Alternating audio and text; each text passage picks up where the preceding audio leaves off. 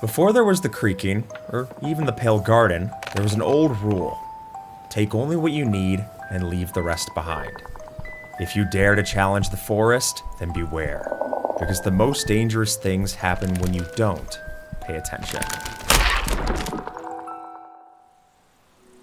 For generations, the villagers built their homes in the woods, plains, and deserts that stretched across the land. But one place stood apart, the Great Dark Forest. Its trees towered, their canopy so thick that sunlight barely touched the ground. It was a place marked in shadow.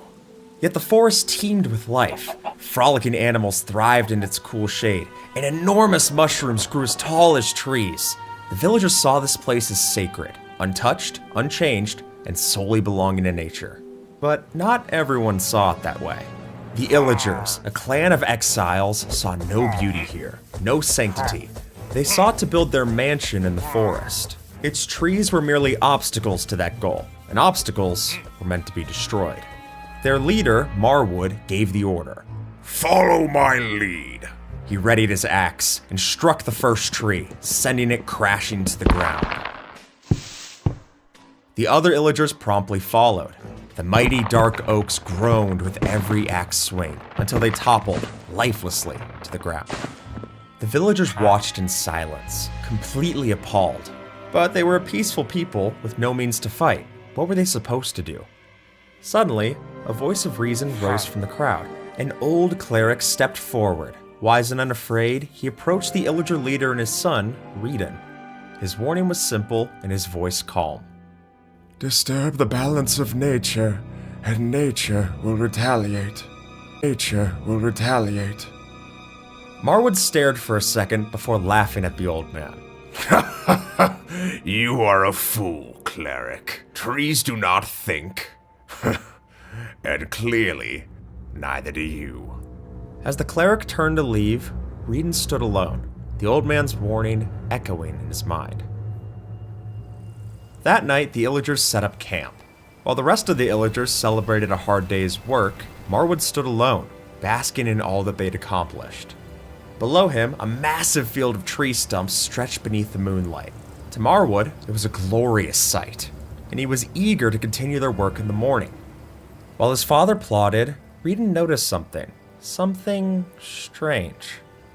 The stump of one of the trees was changing. The bark had turned gray, and pale moss had begun to grow. The tree was sick, and it was spreading.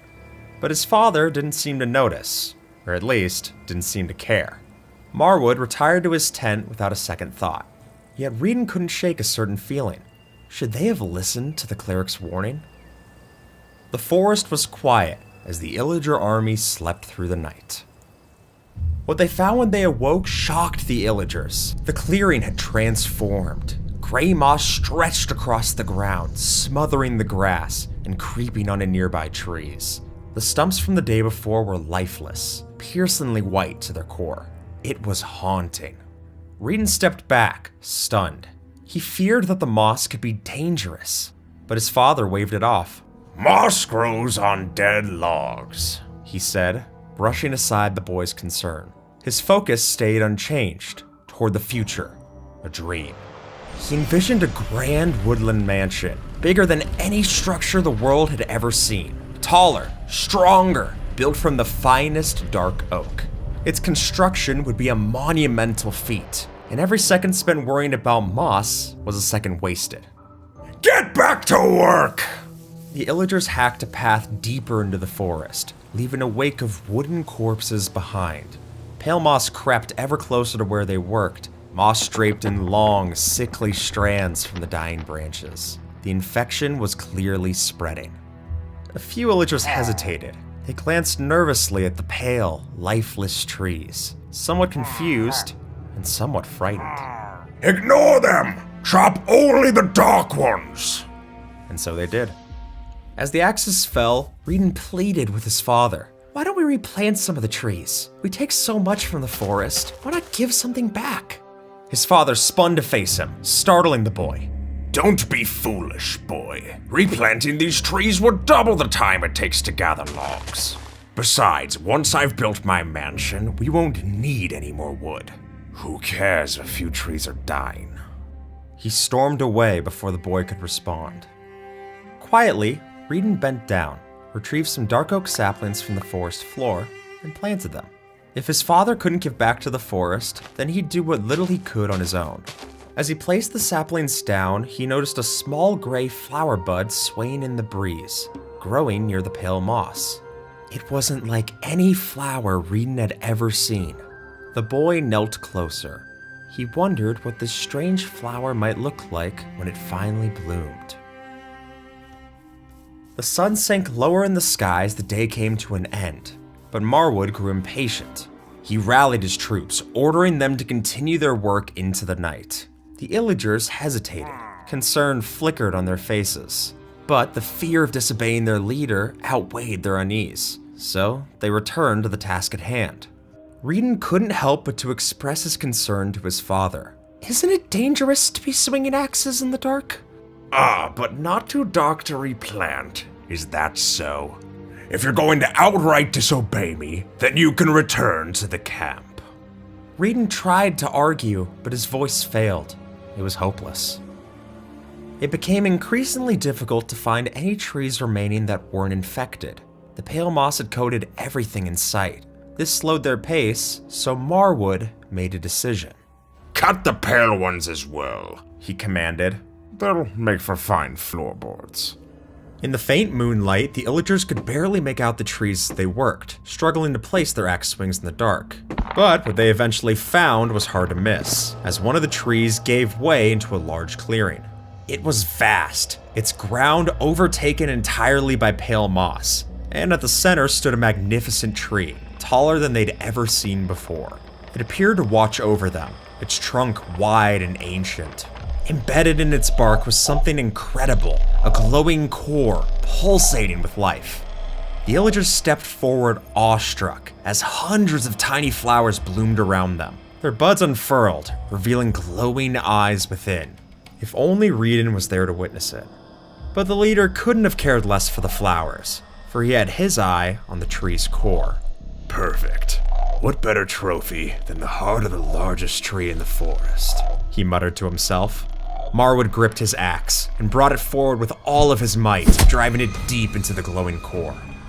The sound of splintering wood reverberated through the forest. The tree howled, a deep, guttural sound that echoed for miles. The ground shook violently. Unfazed, the leader struck again. This time, the creaking sound came from every direction. Trees all around them swayed as if alive, and the earth trembled harder. He prepared one final swing. Suddenly, roots shot from the ground, startling Marwood, and before he could even react, they began wrapping themselves around him. The wooden vines were relentless, snaking around his arms, his legs, his torso.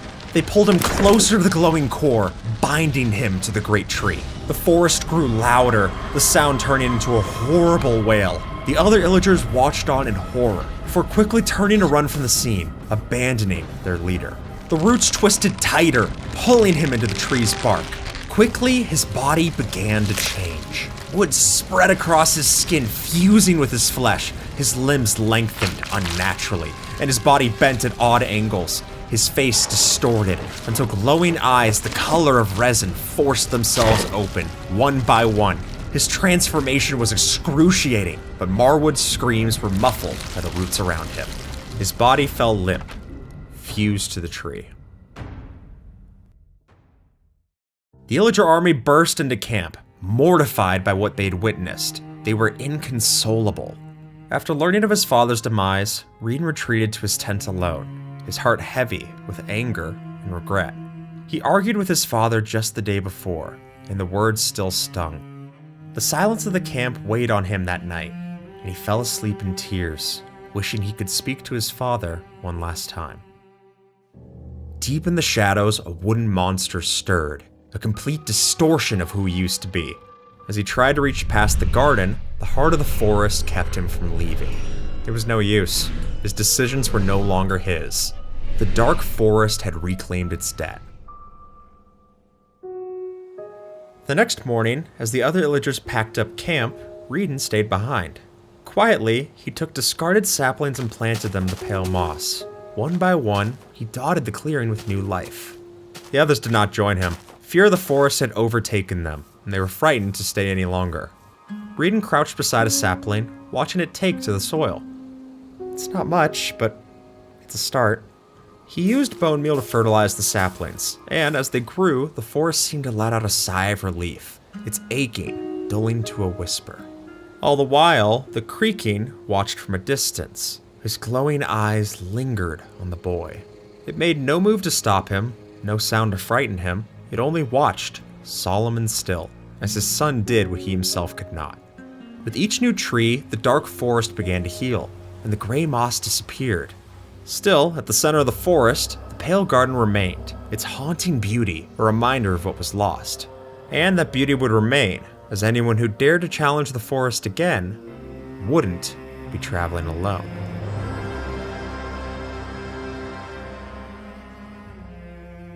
And with that, folks, YouTube thinks that you might like this video, so see if they're right and have a good one, alright?